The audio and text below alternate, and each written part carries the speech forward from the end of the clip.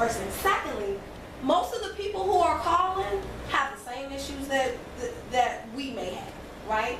They're struggling. Doing their job. They have a job, but they're just doing their job.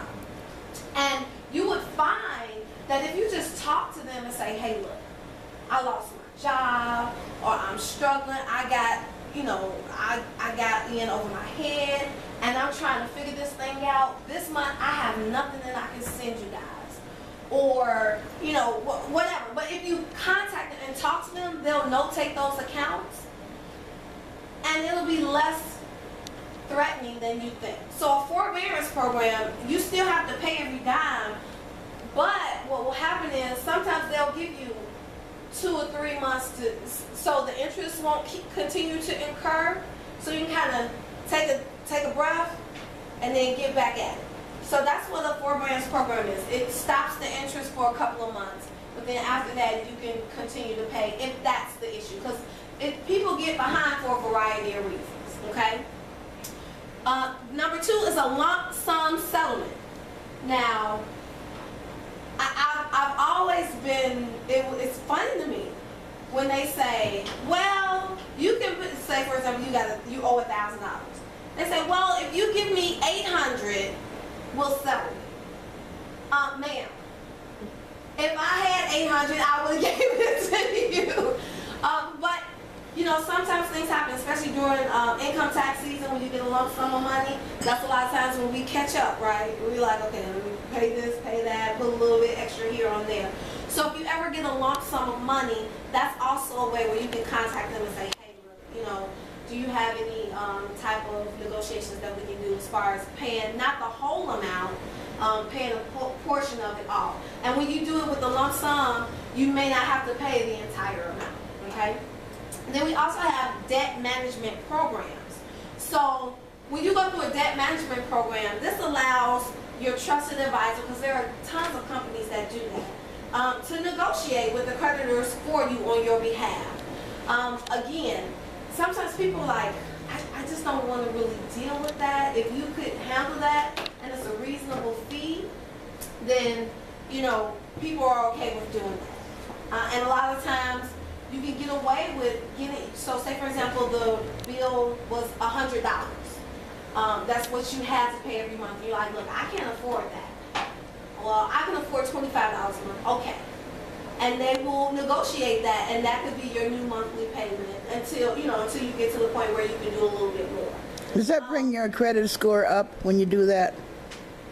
Well, so first off, once you're behind, that's being denoted on the credit report anyway. So after your 30, 60, 90 days, it really doesn't matter. I mean, it's like bad after the 180 day thing. I think somebody went in there, sir. I'm sorry. No, it's not on our. No, you didn't? Okay, go ahead. Nobody's in there. So after that, it really doesn't really matter if you're already late. So it's not going to do anything worse than you've already done. What about bankruptcy? Does that, when you file bankruptcy, does that better? Because some people say they file bankruptcy and automatically they're okayed for credit, even before the year is up. Yeah, so there is life after bankruptcy. I filed bankruptcy before, years ago. There's life, and it's a long life, and the life comes back very fast. Ma'am? You did 7 years? No. No? So the actual bankruptcy can sit on your credit for 7 years. Most of the time it sits there longer until you get it, until you take it off. But after, just from my personal experience, I filed bankruptcy, and I promise you, within maybe a month after I was discharged. So when you file bankruptcy, there's a certain time frame that they give you to, I don't know what they're doing, but they give you some time before it's like discharge or clear. I guess it's going through, I guess, the legal process. And then after that, you're good. I guess you was just on probation for a little bit. I guess that's what they call it. Less than 30 days after that, I was getting credit card offers in the mail. I'm telling you. What do they go on then? Do they go on your credit score? So bankruptcy, they do still go on your credit report, but I'm not advocating bankruptcy. If you guys owe, pay them people. However, there are sometimes we get in situations. Let me tell you this: rich people file bankruptcy all the time. Exactly. Especially business people. And we want to get emotional. I mean, now I'm not saying purposely go out and build up stuff and just say, well, I'm going to file bankruptcy. And now they've actually changed the law. So now if you file bankruptcy, you can't do it again for 7 years. Right. So that was not always the case. But now a lot of people, it's over 1 million people here just in Chicago that have filed bankruptcy. 1 million. Just in Chicago. Okay? So it's becoming popular. I'm not an advocate of it, but what I'm saying is there is life after filing a bankruptcy. So if you're in a situation where you're like, I just can't do it, you do want to be careful though, because if you say, for example, if you're bringing in $5,000 a month or $3,000 a month, they may make you do a Chapter 13, which you have to pay like $200, $300, whatever it is, for 3 or 5 years. So they're paying. So that's a true debt consolidation program. If you wanna go through a debt consolidation, that would be a bankruptcy. But there are a few things that don't come off even when you do a bankruptcy: the parking tickets, the student loans, Child support, and the child support. They're not going nowhere. So if you owe that, you're gonna always owe that. Yes, sir. I was about to say something about what you just said, but what about like, I'm a union carpenter, so my income fluctuates. You know, it can be a good period, you know, like weather's breaking, like this past winter. You go from here to here, a lot of the stuff is still here, but you just said, you know, mine is child support. That's, you know, I gotta get a print, and a copy of my credit report. I was trying to get it here when I came. That's the major factor that is affecting my credit score. So, and it's not that I don't pay, because when I'm not working, they still get out of, you know, unemployment. So how would I go about showing that I'm paying? Because that's, I'm a veteran as well, so I have my certificate of eligibility to get my VA loan. So that's where I'm at right now. So I definitely, you know, afterwards would like to talk, because that's what you just said, child. It's not like I want it off, but to show them that it's being paid, it's just that it's behind. Yeah. So what we can do is I can take that offline. But those are some of the things that it's going to be mandated that you have to pay whether you file bankruptcy or not. But we can talk about. I'm not trying to file bankruptcy. No, yeah. Well, we can talk about how to get that so it won't look negatively on your credit. Okay. He said something, Tanya. Go ahead. He said he's paying and it's showing that he's not. Talk about that. Yes, sir. So He's paying what? he's paying the child support, but it's still showing negatively. So remember how we said those Experian, TransUnion, those guys are privately held companies? So there's nobody policing them. So whatever the creditors, the state, whatever they send, they just put it on there. They're not verifying the information. That's why when the bankruptcy, if somebody files bankruptcy, it's not automatically coming off. Because, I mean, they got other things to do. If they put it on there, there is not a department that says, let us go back to the credit bureaus and take that information off. It's not happening. Yes, sir. You know, you said those are privately held companies, so in other words, I wanted to invest in one of them, I could. Yes, sir. Go buy some stock. Fight. Very good investment. Okay? FICO. That's a company. So one of the programs that we actually provide is helping individuals to identify, and we're going to get to that soon, about how we can actually contact the creditors, or not the creditors, but the Experian, Equifax, and all those individuals, and get that stuff off of their credit. Okay? So, did you have, yes. Okay, so what is it called when they reduce then that means somebody made a phone call. Yeah. Yeah, Is that called debt negotiation? Yes. So here's the deal. So this is how we help free up money. A lot of times people, they're at a place and they're like, okay, I'm starting to pay stuff off, I'm getting my stuff back together, but they never go back to their creditors after they've missed one or two to say, hey, look, my credit score is a little better now, I'm gonna need you to adjust that interest rate. And they will. Yeah, I'm engaging, you know, I'm like, all right, you talking stuff.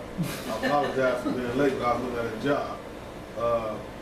So you're saying, I've heard that, because now it's like I'm showing good faith, and that can, like you were just saying, for the VA, it's 640 for to get that loan.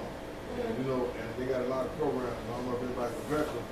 They got a Welcome Home Heroes. They give you like 10,000 towards your down payment. Then it's a bunch of stuff right now that they give you. I'm like, I want to try to get this while. Right, but you have to have a 640. Right, yeah. So I'm like, okay, yeah, I'm definitely going to. So credit score of 640? Credit score? Yeah, that's what you're saying, that you should be eligible for that, for his program. Yes, Did ma'am. you just say that one, you can call these companies, right? Ask them to lower, start, or pay a lump sum, right? Yes. But you have to call them back and have them to remove that credit, remove that, I guess, negative So information. we're talking two different things. Okay. So they will never go back to FICA or the TransUnion. They won't go back to those entities and say, this lady is okay now, take that stuff off. You have to do it yourself, or you can hire somebody to do it for a very, very low fee. Because it's very, very tedious to get it done, but it's possible to get it done. How long does it take when, you start, doing that? For you as a novice or me as a professional? Novice. Both. Me as a novice and you as a professional. How long does it So we're jumping just a little bit ahead because I actually have that coming up on how we can actually do that. So yeah, if you don't mind, we're gonna get there. So is everybody okay with the debt negotiation? I don't know where we are right now. We just going. I was supposed to mention, right. Without arranging, make the blank yourself. Okay, right. So workout arrangements. So this is the fourth one. Okay, good. So the fourth one is we already kind of talked about this, workout arrangements. So you can make the negotiations yourself. There are some people that are like, I just don't want to call. I get people all the time and say, this is what you can do. And they're like, Tonya, I'm not doing it. Please just do it for me. It just is what it is. And then you have some people, they want to be in control of that. So they can do it. Yes, Louis. How many people change their own oil? The what? Change your own oil Oh, in your car. just, No, there was a time everybody changed their own oil. Right. So for Separate. $20, I go to Jiffy Lube and they change my oil. And it's the same thing. You can do it. Take it to the professional. It's done a lot quicker and a lot easier. That's what you do for a living. That's So, right. you got a little bit more expertise, and that's like, like I just turned journeyman carpenter. Means down taking jobs. That's what I'm saying. Now I'm not like where I can earn that extra income to take care of things, to pay more bills when things get slow for me with the union job. So that's, And another thing that I found out about the program that I've been working with you last few weeks is that I had things on my credit report that I had no idea that was on my credit report. And I'm like, where this come from? And for them to eliminate that, boost my credit score, that alone. What was the second thing on this page? Could create So if you do the lump sum, I'm sorry, because we kind of got all over the place. Yeah. So those are the possible solutions. But if you do the lump sum, it could create a charge-off. So what does it mean to have a charge-off? So the charge-off is a negative item that's on your credit. So say for example, we go back to the $1,000 example. you owe $1,000, you got your income taxes, they sent you a letter saying, okay, if you send us $600, we'll forgive the debt. I just got my taxes, let me hit them with the $600. You could do that, you don't have to worry about those calls, but they could, and most likely they will, put that on your credit as a charge-off. And that is still, so now it's on there as late, and now it's on there also as a charge-off. So you just have to be conscious of when we do these negotiations on what can happen. But again, they're putting it on the credit score, but there's life after that because we can get all of that stuff off. Okay? Okay, go to the next one. And then we also can make the negotiations. Now, let's go through that. First off, and we kind of already did it a little bit, just pick up the phone and give them a call. They just want to have a conversation and know what's really going on. You know, was it fraudulent? Just make the phone call. And if you don't have it, just tell them, hey, look, I don't have it right now. Give me a call back in 30 days. Situation may be different. And they will.